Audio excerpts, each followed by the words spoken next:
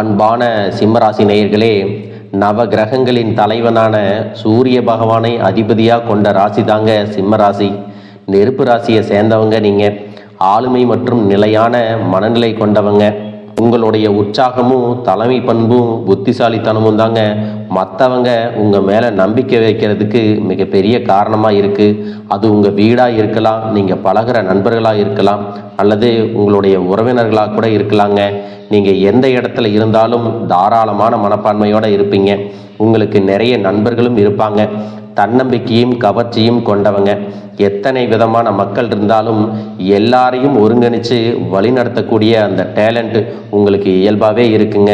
ஒருத்தர் ஏழையாக இருந்தாலும் சரி, பணக்காரராக இருந்தாலும் சரி, நீங்கள் எல்லார்கிட்டையும் ஒரே மாதிரி தான் பழகுவீங்க. யார்கிட்டையும் பாரபட்சம் பார்க்க மாட்டீங்க. நீங்கள் சூரியனால் ஆளப்படுறதுனால எப்பவுமே உங்களுடைய வார்த்தைகள் உற்சாகமாகவும் நேர்மறையான எண்ணங்களோடையும் தன்னிச்சையாக செயல்படக்கூடிய திறமையும் உங்ககிட்ட அதிகமாகவே இருக்கும்.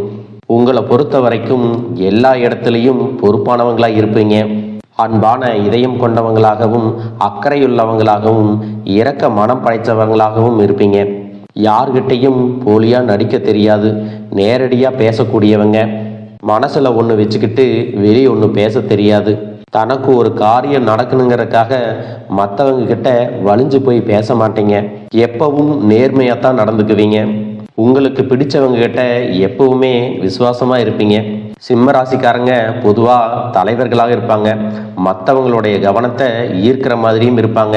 நீங்கள் உச்சத்தில் இருக்கிறதுக்கும் மற்றவங்களுக்கு உங்களை பிடிக்கிற மாதிரி நடந்துக்கிறதுக்கும் நிறைய நல்ல குணங்கள் உங்ககிட்ட இருக்குங்க.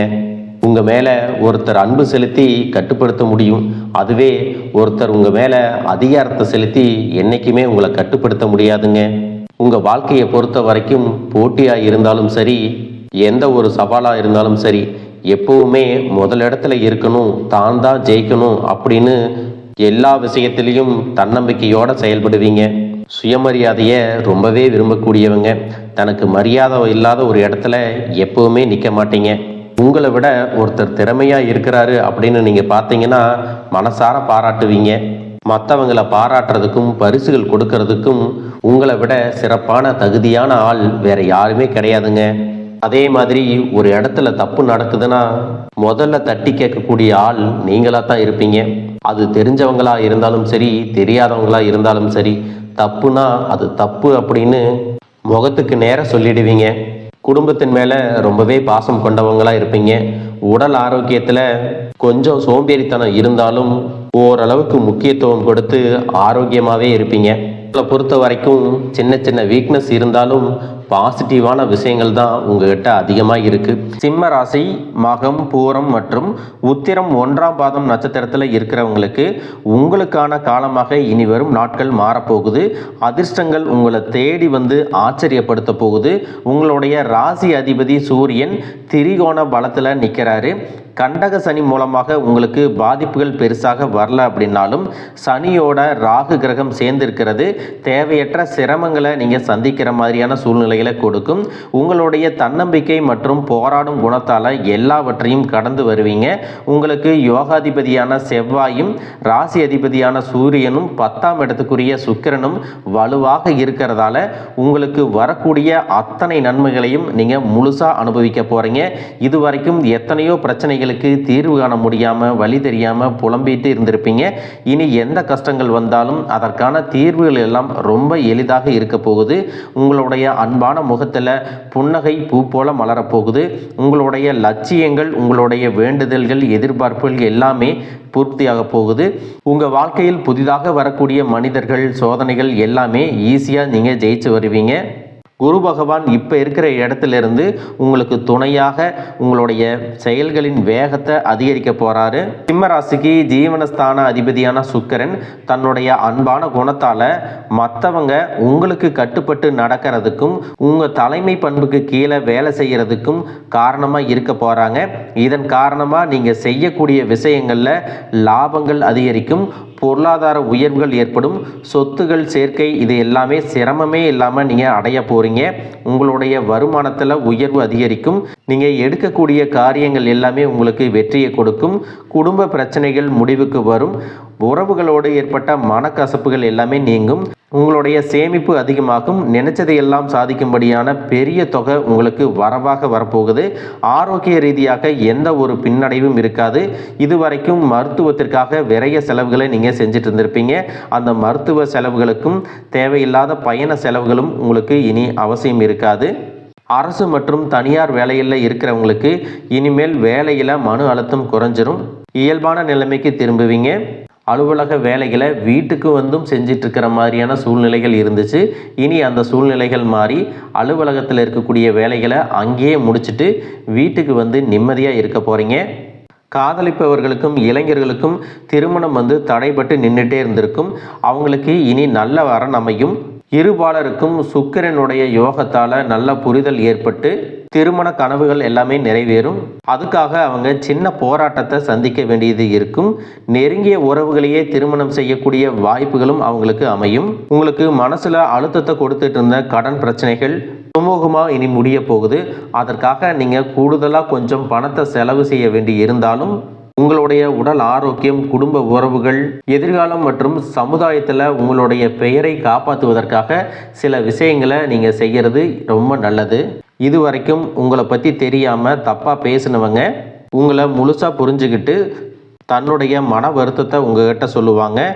எதிரிகள் உங்களுக்கு கொடுத்த தொல்லைகள் எல்லாம் விலகும். பூர்வீக சொத்து ரீதியான கவலைகள் எல்லாமே முடிவுக்கு வரும்.